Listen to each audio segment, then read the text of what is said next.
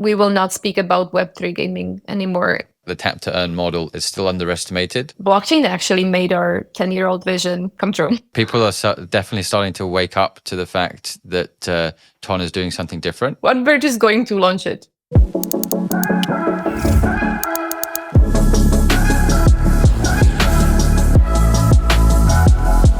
So I'd love to just start us off with just an overview of what GAMEE is. So GAMEE has been kind of come and emerged onto Ton platform all of a sudden, and we're all super excited about it. So could you give us a little background on what GAMEE is? Yeah, sure. So GAMEE started as a mobile gaming company, but with 10 years ago, and we have built over 100 games and distributed them and packaged them in different products on various different platforms, be that mobile apps, be that messaging apps, such as Telegram, Facebook, Viber. In the past 4 years, we have been working with Web3.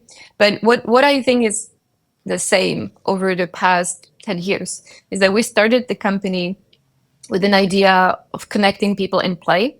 So how do we build a community of people across series of content? So we're content creators, we build entertainment platform, but what we want to see is we want to see community emerge across the content. So rather than shipping individual games and rebuilding community over and over, we've always looked into what does make people stay around, stick around, connect to each other. How do you build a global community? So it was always like our North Star since the very beginning. And this is how we came to having 80 million registered players and 10 billion gameplays, because it was all about how do we make people come and play, stay with us across the content that we've been shipping. So it was always like tech enabled. We've been using different platforms, and most recently, of course, Web3 and blockchain. But the essence is always the same. And what we have seen is what actually makes people stay is the social connections. If you build community, you'll belong there. You're part of it. It's the gamification. You achieve something, collect something, compete, but also ownership. And that has been the last piece of the puzzle to our very original mission and vision. Is the ownership is actually one of the clues that people feel they belong. They're part of it because they own piece of the ecosystem or a piece of the assets, or they're part of it. So blockchain actually made our 10-year-old vision come true. Love that. Yeah, the ownership aspect of blockchain is kind of massively overlooked by new entrants, I feel, right? 'Cause you don't come into blockchain because you think you're going to own something, but then once you put ownership in the hands of people, which I think we're seeing with games on GAMEE, you're putting the token into the hands of people, and all of a sudden people feel ownership. People feel a sense of community. And it's a feeling. It's not something you think about when you get into it, but it's a feeling that's given to them by the game, where now all of a sudden they're massive evangelists, and they love the fact that they're involved in this. And I think uniquely with Telegram's distribution, what you guys have found is like a place for ownership to grow, and that's super exciting. I think that we could compare before and after ownership. So we have launched our first games together with the team in Telegram 2016. So these were like first mini games that we launched on Telegram, and were distributed through chats. So people would be playing against their friends or like against other people they are connected to on Telegram. And the community has been very healthy, organic, without any possible idea of any gain. There was nothing. There was no possible airdrop or token. It was just purely like, do you want to play? And people were like, yes, we want. And every single month, it was over 200 million gameplays just played across Telegram of our games. So that was many, many years. And only recently, there was an opportunity to level this up with the blockchain and with ownership. So the moment when we introduced some first elements, and we're really at the beginning of it, like enabling people to connect wallets and working on some gamification layers with ownership in mind, we have seen that the stickiness really go up. So it's built on top of the gaming behavior, but it adds the flavor of ownership. And suddenly we have seen our numbers really change in the stickiness and how people engage, invite others, etc. That's so interesting. So before ownership, when people could just play games, they loved to play games. They came in their millions, 200 million game plays a month. And then after you introduced some blockchain Went integration up. and some ownership, now we've got a massive step change in amount of people playing the games, but also sticking around afterwards. Yeah. Wow. Yeah, Okay. yeah. Is it any ideas on the numbers you can give us around like how that changes? And I think we went from 400,000 daily actives into 2.5 million in okay. the past couple Wow. months. So Wow. Okay. it's like it's very strong, but it's not only the absolute number; it's the levels of engagement, how much they play, what's the retention. It really matters in gaming. Yeah. It's not about a spike you can make. It's the retention. Like, can you make people come back and do they enjoy the content? Exactly. Exactly. Wow. So that's really interesting insight and alpha. And I love that because yeah, like I said, not many people think about ownership as one of these main features of blockchain, especially newbies. But you can't teach it to them. It needs to be shown to them. And when you show it to them and you make them feel it, they play more and they stick around. It's basically what you guys have proven there, which is incredible. So you've got 80 million users at the moment. Is that right? Yes. Is it 2.5 million daily actives Yes. and over 10 billion gameplay sessions hosted? Yes. We have a lot of data about what people like and do not like, seeing from those gameplays. What type of Wow. games? How do they play? Shared or played alone? Like skill Interesting. levels, of course. So when you think about the builders coming into Telegram and Ton, what games do you think? What are the games that are driving the massive amounts of people to play? Well, I think that there are different genres of games and different gamer personas for sure. So there is not like one single recommendation build this type of game, except for the context, like where you play. So I think whenever you can think about the context where the gameplay is happening, you can optimize for the context. I'll give you an example, right?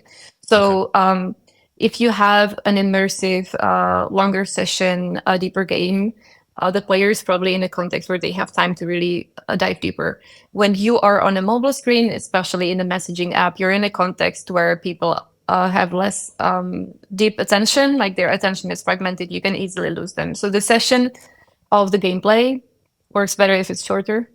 And the game also has to load fast because we're speaking about global audience. It's many countries and nations. It's almost all of them. I don't think there is any single country where we do not have players, and they have all various different types of devices, high end, low end, everything. So if the gameplay and the game loads fast and this session is short, it's the closest to the nature how people behave on a messaging app.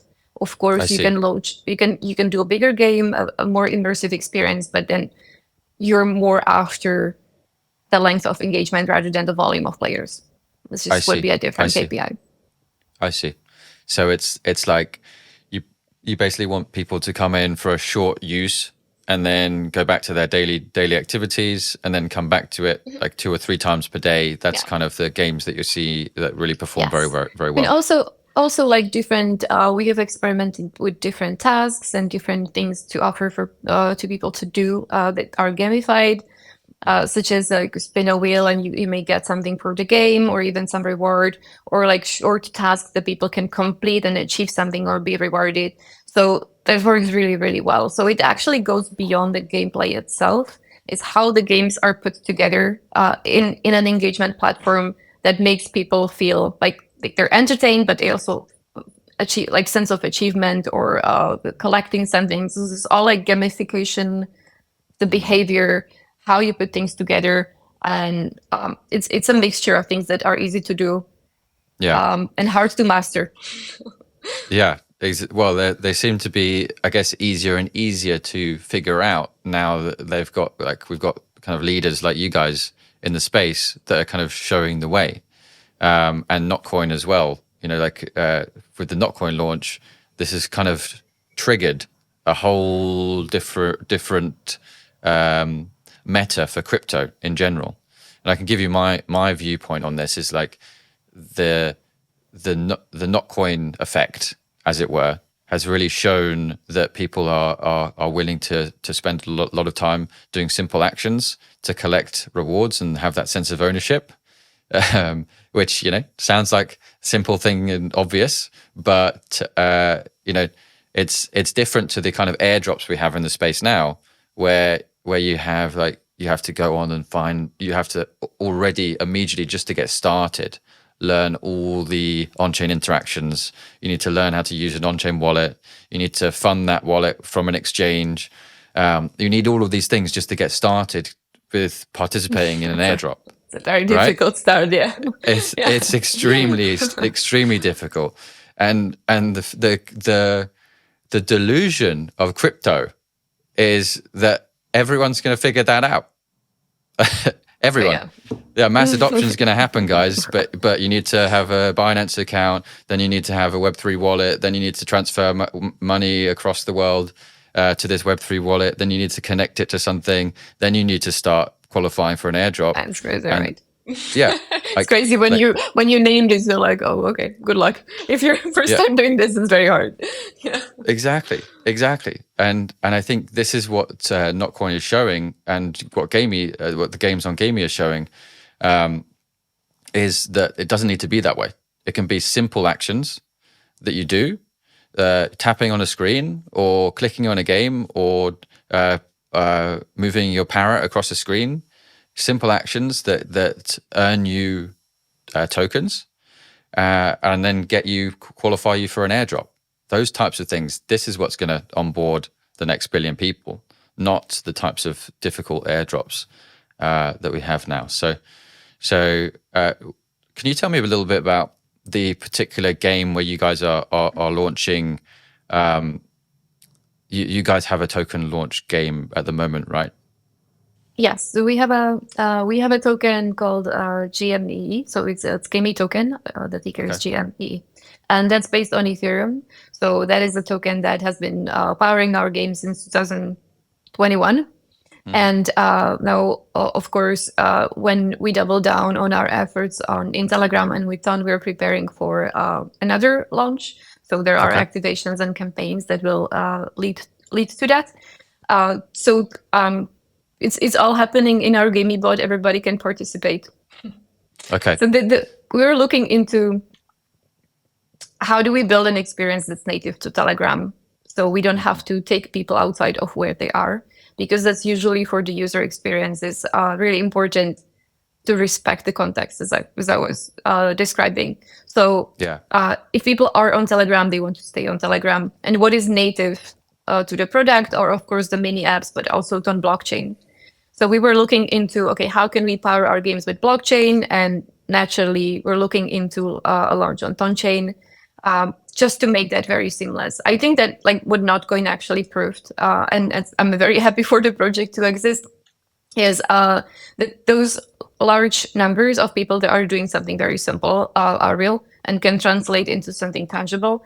So their listings, their holders, also the performance of Notcoin is a very important proof point of something we have seen over years. Like the engagement is very strong. People are there. They want to participate.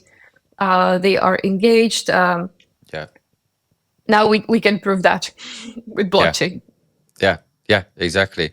And it's kind of creating this new, I would say, fair launch method for a token, right? Because you don't actually need to have any VCs. You don't even need to have any private investors. You just build a community that plays a game, and all of a sudden you've got such a big community that's so excited about this drop that they and that's so far distributed and fairly distributed that now you have a bunch of holders that are completely active and ready to hold on to what they've got, right? They believe in it.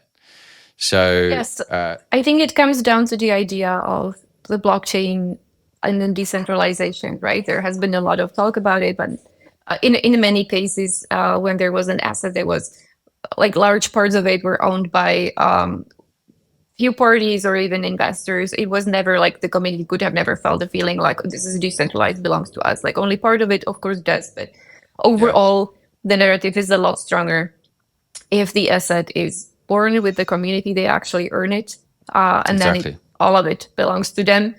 And then you can see the magic happen. Like what do people build on top what you offer to them, and now it's theirs. So what do they do with it, right? Yeah, exactly.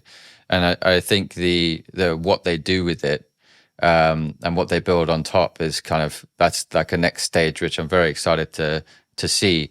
But what do you think about the kind of the sustainability of these launches?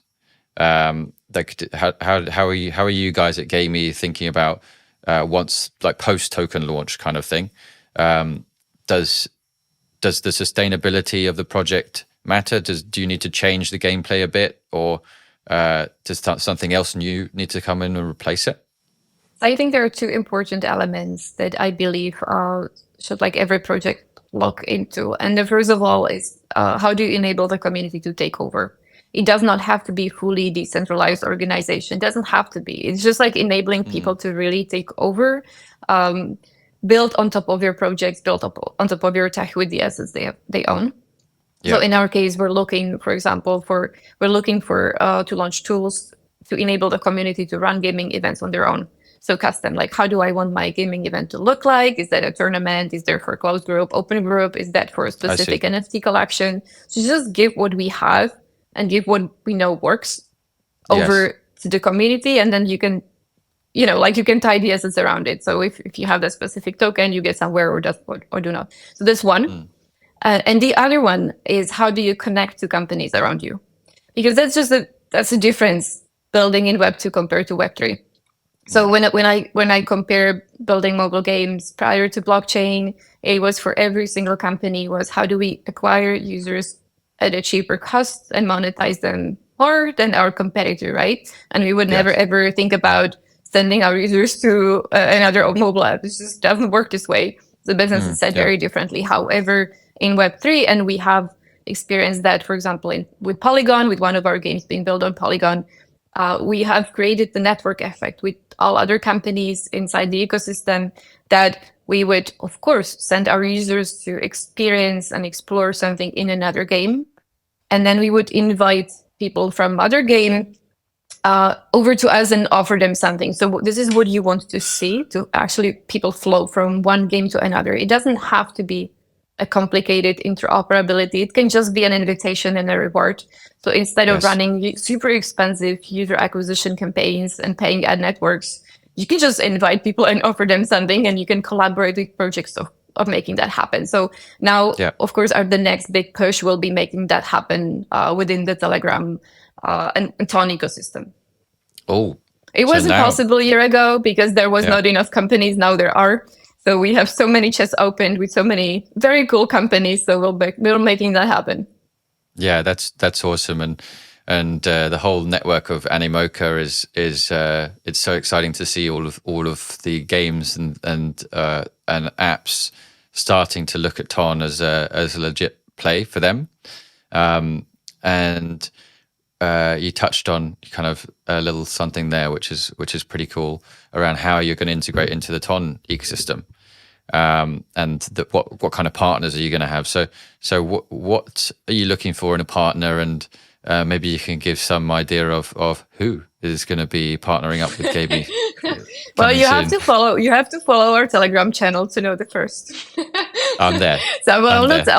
I'll not spoil it. But Okay. there is a higher number of very cool companies from all different areas, including Okay. games, including clickers, including DeFi. That we're having conversations with. How do we do exactly that? Like, how do we build a network effect? How can we Okay. send our people over to them and then invite our users? So we make the space bigger. We do not want people locked in one thing. We just want them to really go explore. Yes, that's such the right mindset to have, and it's as you rightly said, it's a very Web3 mindset. It's not a Web2 mindset, which is kind of much more zero sum. and that I need to build my app and I'm not going to share anything with you. Web3 is so much more community oriented, shared ownership, building something that can be that helps the whole space to grow.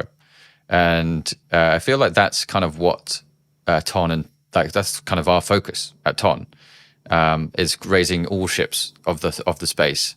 But that's not really been fully realized by the space yet. We're still kind of the younger brother of the space, or like the really annoying younger brother that's kind of come up really quickly, and and no one's taking us too seriously yet. But It's coming, don't worry. the tide is definitely turning, and you can feel it. But it's interesting, the kind of perception of us in the space that I've seen, from a market perspective, is that these simple games, they're not going to do anything for crypto, and they that we need a modular intersubjective interoperability protocol in order to really bring mass adoption, right? Like it's kind of this weird like anti-ton, anti-mass adoption message that I feel like will change over time, but it's a strange place, isn't it? Crypto. It's a strange. So I think what's surprising as around Ton is that there have been some period of time where I felt like Web3 projects are within the same pool of people, and we could not figure out how to get that pool a bit bigger. Like, how do we actually onboard something from outside of the bubble? And now Ton projects are coming with these millions and millions of players. And suddenly it comes as a surprise, like, how is this possible when it wasn't possible anywhere else?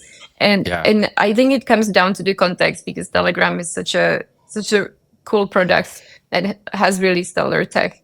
And when the blockchain tools come on top of it, you already have you have the product, you have people, you have the tools, and then when you start adding content, this is when magic happens, because people really do not come for tech. It's been proven so many times they come for content.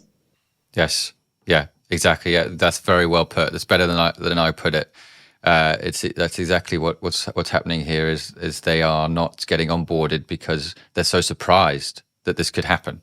Like you can't have hundreds of millions of users in Web3, but all of a sudden we do on Ton and Telegram. So, what to you are kind of the main features and benefits for being on Ton? From like a user perspective, but also like from your guys' perspective as builders. I'm not an engineer, so we will not get as many engineering tips from me. But okay. what I see is that so I think it's important that from the user point of view, like, people have, like, they use Telegram for their lives, right? So in this essence of the super app, you're adding an additional way for them to engage with their friends, or like, spend time entertaining themselves. It's within something they already do. So it's an add-on. You're not taking them to something completely unknown waters. So they know the product, they're within the app, and this is something on top. So the way how the mini apps seamlessly connect to the messaging, I think, is very important. And that's like every single mini app on Telegram is looking for ways how to make that as seamless as possible. So the user is not really bothered, doesn't have to leave and come back or download. It's in this way, tech is an enabler and just makes the conversion funnel a lot better, so you don't lose people on the way. So the simplicity of that, I think, is the magic sauce here, really. And then second one is the social is the social network, in a way, as you already have your contacts or your groups and channels. So just sending, like, adding a content to existing social network or social group, if that's fun, you'll do it. Yeah, and that helps the virality of the apps, and user acquisition then becomes easy because people want to share. Yeah, exactly that. It's the integration with the wallet native in Telegram So you can just connect to wallet. You never need to leave. You never need to download another app. It's Telegram mini apps that just pop out instantly just from clicking a link inside of the Telegram application or a channel or wherever in Telegram. And then it's the distribution and the social mechanics and the viral mechanics of like, okay, well, if now I really like this game and it's really cool, I'm going to share it with my friends. And you know what? I can do that in Telegram too. I can just go and share and click all of my contacts and ping it to everyone simultaneously. It makes it so much easier to do to make a viral game and to find millions of users. Do you think that that kind of model could apply like beyond gaming, or is this just for gaming? Well, like we have seen it in other verticals, right? So it's gaming, but it's also entertainment. It comes down to like now the DeFi apps use the same mechanism, and essentially like the user experience is not very different from one to another, if that's gaming or entertainment, lifestyle, like or finance or something. So just Yeah. it's using kind of the same features, and I think it applies as well. So in like as in gamification, right? Gamification is not the domain of games only. So the gamification principles, they work everywhere in Yeah. finance, in education, in like you name it, right? Yeah. Now grocery stores use gamification and points as well because it simply works. Yeah. We humans like that. Exactly. And when you there's a project, I don't know if you know it, called Bloom. Have you heard of these guys? Yeah, so Bloom is pretty much like the first guys that I've seen that are actually taking the gamification launch of the token approach, but then they also have like a strong product roadmap to do something with more utility than in the game after the gaming period has begun. Do you think that more projects will kind of see that as a model to replicate? So we always see almost like fashion in terms of like what is currently a good strategy to take. So there has been an era where play to earn was the fashion, like the thing to do. Now we have shifted more into maybe saying 0.5 as like way to get attention and to launch products and introduce. I think it will get eventually a different name, but some of the principles that tap down into psychology and behavior of humans, they will be the same. It will be just packaged in a different way. So it does come in fashion and trend cycles for sure. So then it's more like somebody makes that really well, then many other people do that as well, and then the trend changes into something new. Right, and it dilutes the value of it. Right, if too many people do it, it dilutes the value a bit, and then that people need to innovate to find another model that's a little bit better. Yep. Yeah, I think that's fine. That's fair. That's how innovation and cycles go, right? It's yeah, that's how it is. There's always somebody going first, and then somebody going too early, and then somebody being the biggest, and then everybody copies, and then we move on. But it doesn't matter really like what's the name of the trend wave. It comes down to the data, right? So is the product solid and stays after the wave. So we've seen that with play to earn, right? So there was a massive wave. It was top of line. Everybody was speaking and copying the model. But like Axie is still around. So play to earn is maybe not used as a hot topic, but like Axie, because the product's solid, are still around and building and figuring out, iterating. So it's about like okay, there is a trend wave and you can ride it, but is that solid underneath the trend that decides whether the company is going to be around after the trend wave for another one? I see. And do you think we're still in the place where we're still figuring out whether or not it's solid, or do you think we're already past that and this is a solid model that will continue? I think we will have many more models to come because it's just a natural cause of like innovation disruption. So even if we settled, okay, this is it, and we thought like this is the best model ever, somebody has to come and disrupt it. I think it's a good thing. It's good that we evolve and we figure out and improve. Yeah. So it's fine not to be 100% figured. That's how the whole tech industry moves forward, right? Yeah. Yeah, but there's periods where, you know, something substantial comes along, and that substantiality kind of has some sticking power. And Right. I feel like the tap to earn model is still underestimated. It's still not fully understood, and actually it could be a very substantial way to, one, completely change airdrops to make them more fair, more accessible to everyone, and two, to launch tokens in a whole new way, and Right. three, to build a sustainable an app ecosystem. So Sure. I I Great. I personally feel like maybe it's a more substantial change in how things are going to happen in crypto. Do you share that feeling, or are you still kind of on the fence about it? I think what's solid and what's going to stay is the ownership. Because this is absolutely, there is no question, nobody doubts that when we spend more time, more money, build more relationships in digital space, the missing part is really property rights. So Right. nobody questions that part, that ownership and having digital identity, having control over what I own, and who am I in the online space. That's like an absolute must, and that's currently missing, not in Web3, it's just missing in our digital lives. So that is absolute yes.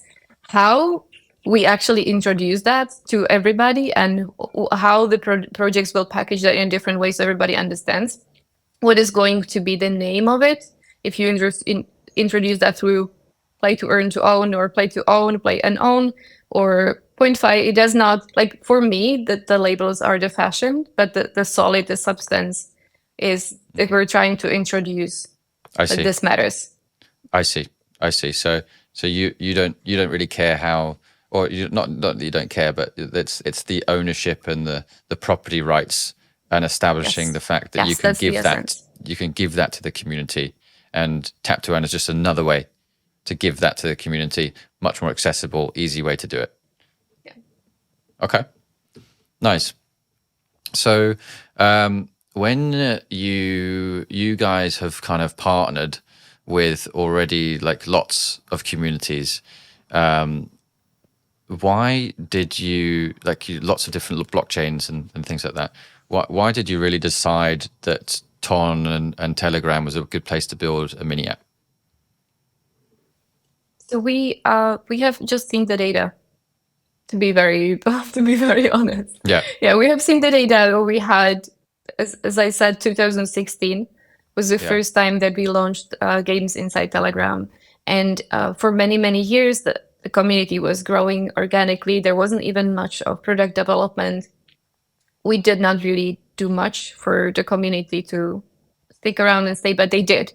And yeah. then when we were looking into, okay, what is the next chapter for the company, which direction we go, we again took a look at the data. We're like, this is amazing. It's been so many years. It's zero marketing spent. It's people play that because they want to. They're around. They're so engaged. The data is so cool.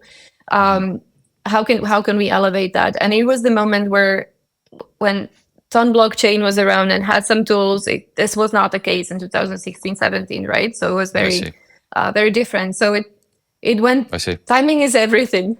Timing Yeah, is everything. And it was the absolutely. Yeah. moment when the company was thinking about, okay, well, what is the next chapter? What is the growth? What is the growth story? Which direction we go? Looking at the data, and the data being very strong, organic, and at the same time on blockchain saying, hey, we're ready. Okay. And what were those features where you looked at Tom blockchain like in 2016, or it wasn't even around then? But what were those features which appeared that you were like, okay, now is the time? Not just the organic growth, but the kind of technical features. What does Right. Ton give you So there? just like being able to launch assets on the chain, be that fungible Okay. or non-fungible assets, Yeah. integration of the wallets. There are Okay. wallets inside Those. Telegram, but also non-custodial wallets, custodial wallets, like all sorts of different tools for people to build around, as well as DeFi ecosystem popping up around. So when all this is in place, it's easier for content companies and entertainment companies to come in and use that Okay. rather than Yeah. building their own. Exactly. So the infrastructure developed. Now we've got the wallet. We've got the mini Yeah. apps. Now we've got the ability to launch assets on chain very easily, Yes. and we've got the organic distribution. It's all just looking good, isn't it? It's all just looking Yes. great. Yeah. Well, everybody Uh, watching right now, they must be going crazy about that right now. Like yeah. we said so many cool things. It's true. It's true. We hope so. We hope so. I think people are definitely starting to wake up to the fact that Ton is doing something different. With the help of guys like you and Animoca Brands, who are really like leading the way to kind of build in this new way for the space. So if you, I wanted to just touch on kind of what points. You guys have a game that where you can mine watt points. What's the idea there? How does it work? How can people get involved? And what's the forward direction there for watt points? So we were looking for ways how to connect our communities, as we have, as I mentioned, multiple games across multiple ecosystems, and we just wanted to bring attention towards our plans on Telegram. So we were looking for ways, how do we invite people to look into what we're planning to launch, right? So first of all, we launched the mascot of the campaign, which is the Wattbird. It's a meme character, and Love that. it gives points. Love memes. Wattbird gives points. Okay. The most important part is that it gives points across ecosystems, right? So it gives points to our players that play our Polygon game. It gives points to our partners on Ethereum, various NFT collections on Ethereum, Mochaverse, Doodles, Pudgy Penguins, Grapes. I do not want to forget anybody. It's like there's a list of partners, and we're working with them, and their community also gets points for holding the NFT. But it's Ethereum, it's Polygon, and it's people on Telegram. So our gamers on Telegram are earning points. So this is a way for us how to use the points to bring all different ecosystems, but also personas under one hood. So the personas would be NFT people, traders, because there's also staking of our token for points, and players. So different personas, different ecosystem, somehow putting them and making them look into the Wattbird earning points that then eventually leads to a launch on Tonchain. I see. We don't know of launch of what. We don't know that. We didn't say. So what? But there is going to be something interesting on Tonchain launched from Wattbird. Interesting. Wattbird is going to launch it. Okay, so what points won't necessarily turn into a Watt token, but there may be. We will see. We'll have to ask the Wattbird. Okay, okay. You'll have to give him. I'll have to have him on the podcast next time. Okay. Yeah. Okay, so how do you decide kind of which games are added and like in terms of if someone wanted to launch a game with GAMEE, how does that whole process work? So we create all of our games with a game studio, with our game studio. So these are internal first party games. But oftentimes we took our game and reskinned that game for a partner with different IP, or we even created a custom game, such in case for Min City Football Club, for Cool Cats NFTs, for Atari, because it was part of a bigger collaboration. So the content was a central piece of that. So that happens quite often. That we do it either as a reskin, less often a custom game, but it's usually part of a co-marketing and bigger effort that we do with the partner together. Most recently, we've worked with Mochaverse. It also included some activations for Mocha IDs. So this is a digital identity by Mochaverse collection. And we asked our Telegram users to, if they like it, to go and activate their Mocha ID. They got some points in return as a reward. It really worked well. So Mochaverse is really happy. Many new identities created, and we're closer to the goal of digital identity for people in the online space. So I think it was in hundreds of thousands. It's still going on, but it's incredible amount of activation that's happening. Okay, and how can people use those digital IDs? What are they there for? So this is like a login, like a proof of that you have or earned or something. So then Mochaverse uses that as a login to various different games I see. I and see. activations. So that's more like a digital ID where you prove that you're part of Okay. the family, and based on that, there are more activations. Okay. And did you have what other kind of mega launches have you guys done with like Mochaverse being one? What other ones are going on? Are there any coming up that some of the listeners can get involved with at all? Yes, so there is a big list of upcoming collaborations with Tong projects, but I will not spoil them now. You will learn about Okay. them from, Okay. from our Telegram channel. But there is Yeah. a long list of them. Some from the I just past want you to. I activations. want Yeah. you to drop the alpha on us. No, I'm resisting, right? Well, it will be the top projects on Tong. It's not hard to guess. Okay. Okay. Okay. Yeah. There's only a few of them at the moment. Yes. Yeah. Yes. And then from the past collaborations, we have done different games and activations. As I said, with Mochaverse, we have worked with various other NFT collections. Now, what's going on is that on our website points.gamee.com, everybody who connects with the partner NFT can also earn Watt points, just for like as a recognition that you I belong to see. our partner community. You're welcome. Here are your points. Oh, So that's very that's the cool. current one that people can participate. So either they play our games on Telegram, which is a GAMEE bot, just add Yep. GAMEE bot that pops up. Yep. You play the games, mine your Watt points, or on points.gamee.com, connect EVM wallet. If you have one of the partner NFTs, you'll get some gifts there. So what you're saying is there you can earn what points from playing any game on GAMEE. So there are different tasks and quests, so they change in time. Okay. So that would be like completing different tasks. Those tasks might be game oriented, like BitFriend play those and that games. There is a mining game as well. There are tasks from our partners, such as the one I mentioned I see. from Mochaverse. So that's all happening inside our Telegram mini app. Yeah. On top, Okay. on the website, there's earning of Watt points on top of it. I see. So is it only just the quests? You can't just go into GAMEE, open up any game, and start earning what points, or is it? So there is different gamification loops. So for example, when you play any game, like open up any game, you earn tickets. Then the tickets help you mine the Watt points faster, for example. So it's all connected. Wow. It's good to play games. It helps. That's awesome. So we all need to play every game on GAMEE now to get tickets For sure. to earn more Watt points. And how many games are there on GAMEE?